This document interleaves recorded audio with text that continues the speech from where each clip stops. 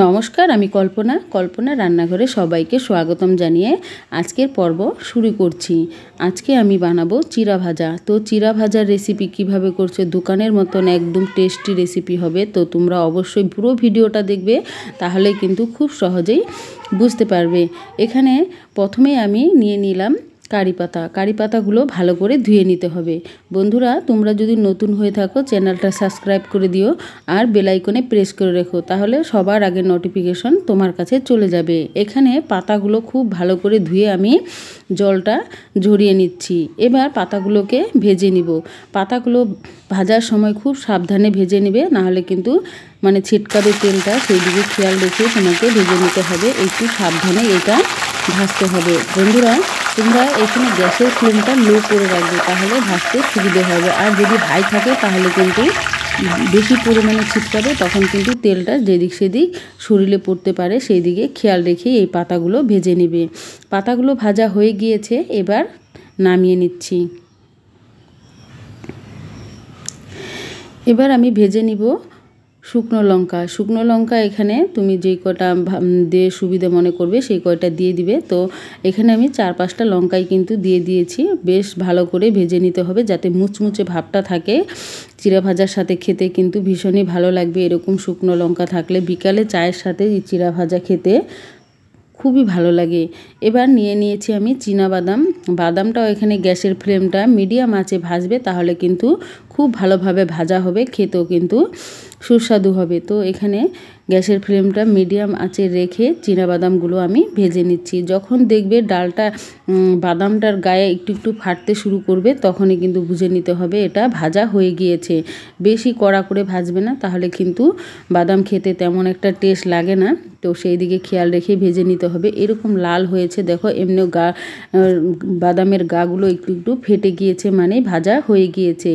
সামান্য অল্প নিয়ে নিলাম কাজু, এটা মুখে স্বাদের জন্য অপশনাল, তোমরা চাইলে নাও দিতে পারো, তো দিলে একটু বেশি ভালো হয়। এখানে কাজু বাদামটাও কিন্তু আমি বেশি একটা ভাজবো না, কাজু বাদাম এমনি ভাজলে বেশি ভালো লাগে না, তো সামান্য একটু ভেজেই তুলে নিচ্ছি।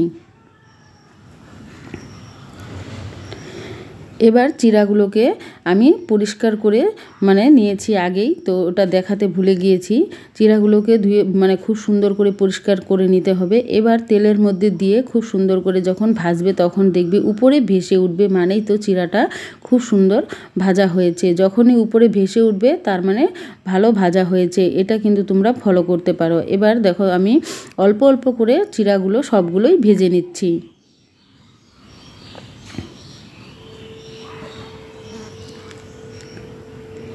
এটা কিন্তু সেম একদম দোকানের থেকেও বেশি ভালো হবে। তোমরা যদি এই প্রসেসে চিরা ভাজা বানিয়ে নাও, তাহলে কিন্তু বাড়িতেই খুব সুস্বাদু করে চায়ের সাথে বিকালে নাস্তায় খেতে পারবে।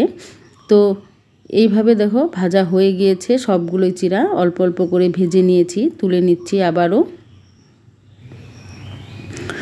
বন্ধুরা, তোমরা যদি নতুন হয়ে থাকো চ্যানেলটা সাবস্ক্রাইব করে দিও, আর লাইক কমেন্ট করতে কিন্তু একদম ভুলবে না। কেমন লাগলো তোমাদের এই রেসিপিটা অবশ্যই কমেন্টে জানিও। আর পুরো ভিডিওটা দেখার অনুরোধ রইল। পুরো ভিডিওটা দেখলে কিন্তু অবশ্যই বুঝতে পারবে। অনেকেই বুঝতে পারে না কিভাবে কখন কি দিবে, সেটা কিন্তু খুবই অসুবিধা হয়। তবে পুরো ভিডিওটা দেখবে, তাহলে কিন্তু বুঝতে পারবে। এবার চিরা দেখো ভাজা হয়ে গিয়েছে, নামিয়ে নিয়েছি। একটা থালার মধ্যে আমি একটা টিস্যু পেপার দিয়ে তারপর কিন্তু তেলটা ঝরিয়ে নিয়েছি, যাতে যে অতিরিক্ত তেলটা থাকবে সেটা কিন্তু খুব সহজে বেরিয়ে যাবে। এবার অন্য থালার মধ্যে আমি নিয়ে নিচ্ছি। এবার বাদামগুলো দিয়ে দিলাম।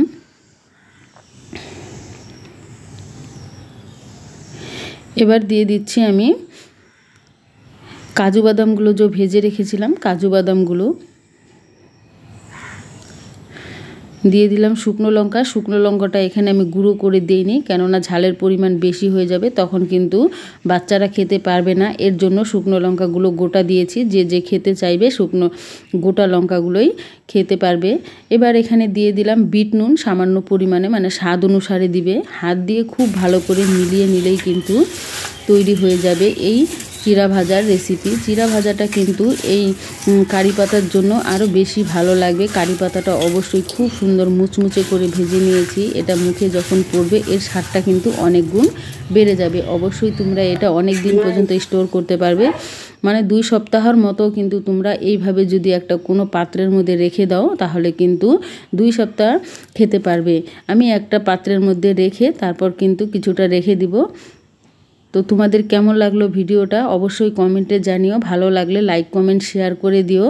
আর তোমাদের এতক্ষণ এই ভিডিওটা দেখার জন্য সবাইকে অনেক অনেক ধন্যবাদ জানাই। ইউটিউব সকল বন্ধুদের আমি অনেক শ্রদ্ধা ও প্রণাম জানাই, কেননা খুব সুন্দর সুন্দর কমেন্ট করো তোমরা।